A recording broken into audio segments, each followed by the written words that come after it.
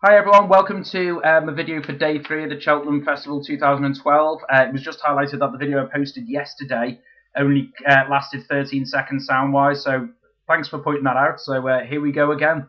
The first race on day 3 is the Juice and Novice Chase, and dominating the market for this is Pedlar's Cross, who was obviously taken out of the Arkle earlier this week.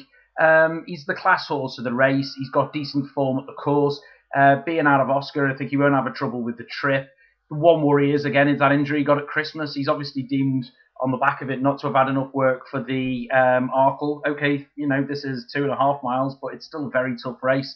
So 11-4, I think, is plenty short enough on there. Sir Deschamps is the horse. I did like the look of it here.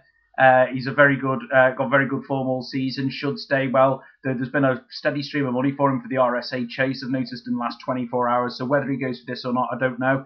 But a horse I do like in this is 4 Non-Stop. He's been staying on over shorter distances, including at Sandown, where it's got a nice uphill finish. I think the 2.5 miles of this with the uphill finish will be right into his advantage. So him and Pedlar's Cross, even though Pedlar's Cross had the injury, you've got to think for a horse that good, they're not going to risk it. They're the two that I'll be focusing on in this field. Pedlar's Cross around 11-4 and For Non-Stop 7-1. Next up is the Pertemps Final Hurdle. And the horse I do like here is called Savola de Savola, currently around 8-1.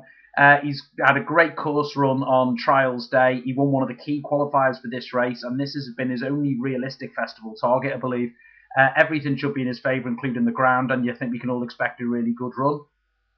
Our Father's in this, which is another interesting one. I mentioned him for a previous hurdle race, and once again, whatever race Our Father goes for, I think he's going to run it. He's the type to do. He's more of a spring horse, looking at his previous form. The going in trip will be fine, so keep an eye out for him. But one I do like is called Son of Vic.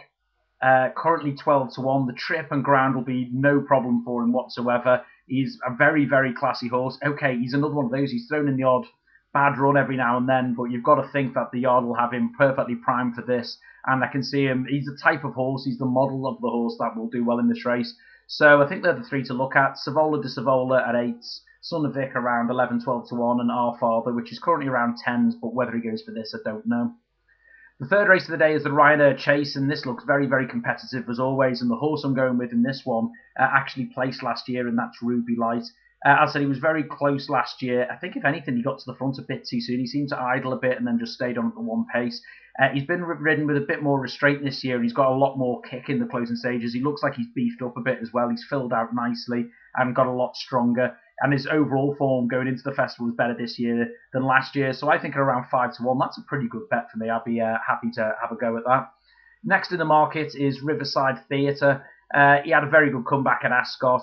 Should stay the trip, no problem. He looked like he was nowhere in the Arkle before staying on. The one worry is the bounce factor. He's had a year off. So to suddenly go straight in, after a one win into a race like this, could he bounce? I don't know. But it's always a risk of taking a short price, 9-2 around that. Summersby would have a great chance in this. Whether he goes for this or the Champion Chase, it's not really known yet. The trip should be ideal for him. The one thing about Summersby, like he did last year, he's always likely to throw in an unbelievable mistake, which basically puts paid to any chance that he's got. But if he puts in a perfect round, he's going to be bang there at the end. He's a very, very good horse. Medeme's up there in the betting around 7-1. The trip should be no problem, but the vibe that everyone seems to be getting at the moment is that he's likely to go for the Gold Cup.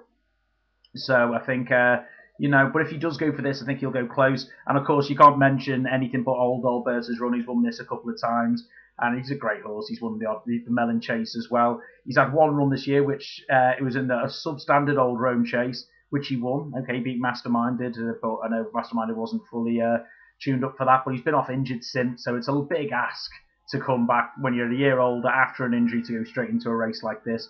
But in terms of the three to concentrate on, I'm happy to go with Ruby Light at around 5-1. Riverside Theatre should run his race, provided he doesn't bounce at around the same price, and also a word for Summersby if he ends up staying for this longer trip.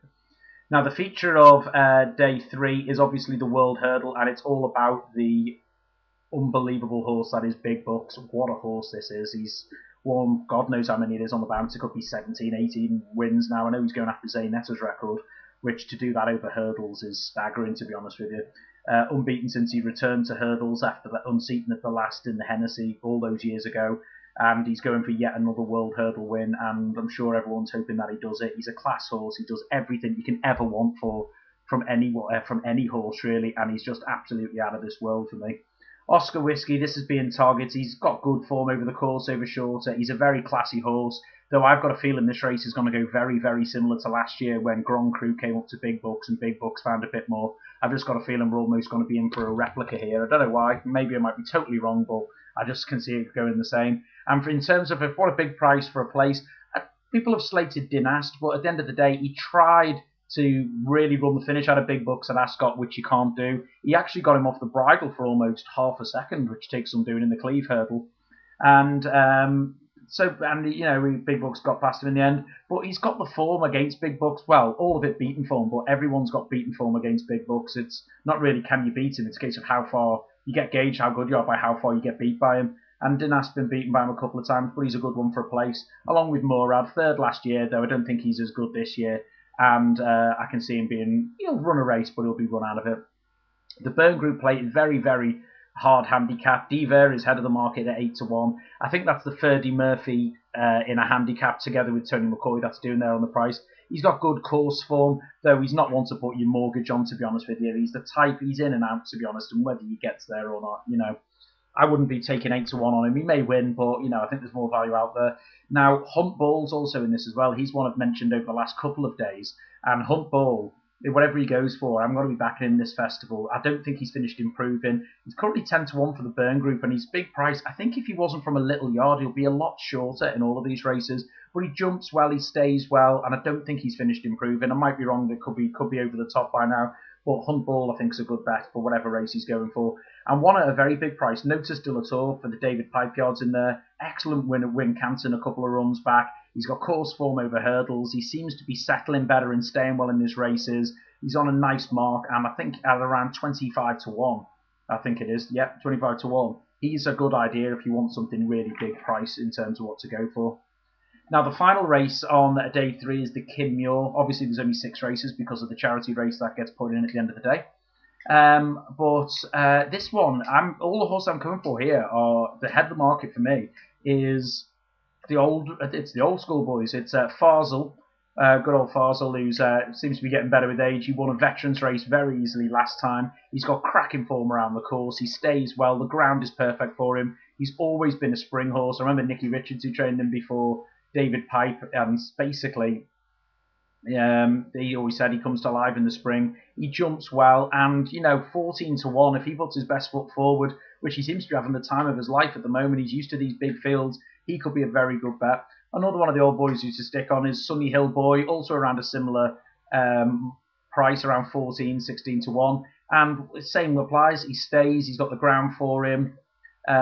He's run very well at the course and distance before, and you know, if he puts his best foot forward, he'll take a hell of a lot of beating. Now, the money horse for this over the last 3 weeks has been Kian Chan Leader. He's down to 14-1 now. I know he was 25-1 about 8 days ago, and before about 33s, 40s, and even 50s. Steady stream of money, but yeah, he can run a good race, and you've got to take note of money in these handicaps. But I think, you know, there's quite a bit of a punt with him, really. I think the value's gone out of him now, to be honest. While he was like over, say, 25-1, then yeah, you could go with that. But I wouldn't be jumping on at anything around 16-1 or below like that now. One again at a very big price, who's in there for Charlie Longston, is Strongbow's Legend. He's always just seems to be staying on at the one pace, but I do think the big finish with the hill at Cheltenham might actually play straight to his strengths. He'll stay. As I said, he's done some decent. He had a good race at the course around Time for Spring. He's also in this as well, or be ahead of Time for Spring actually. The only worry is it seems to be on the softer ground he goes better. But if he goes on the good ground, that is a massive price for a horse. And once again, if it wasn't Charlie Longston, who I rate as a trainer, if it was one of the big guns like your David Pipe, Paul Nicholls, I think it will be a lot shorter than this. So in terms of summarising day 3, Deuce and Novice, Pedlar's Crossing for non-stop, Pertemps final looking at Son of Vic, Sivola de Sivola, or an Our Father if he goes. Ryanair Chase, my idea for me as a winner is Ruby Light, looking for a place maybe on Summersby. World Hurdle, it's all about big bucks, and I think Oscar Whiskey and Dynast will fill up the places. Burn Group Plate, obviously multiple entries, but keep an eye out for Hunt Ball if he goes for this, and if you're looking for big value, Notice de la Tour. And obviously in the Muir, I really do fancy old Fazel, 14-1 with Sunny Hill Boy, and Strongbow's Legend, also good to mention. Okay, I hope this one works for day 3, and I'll be recording day 4 very soon. Many thanks.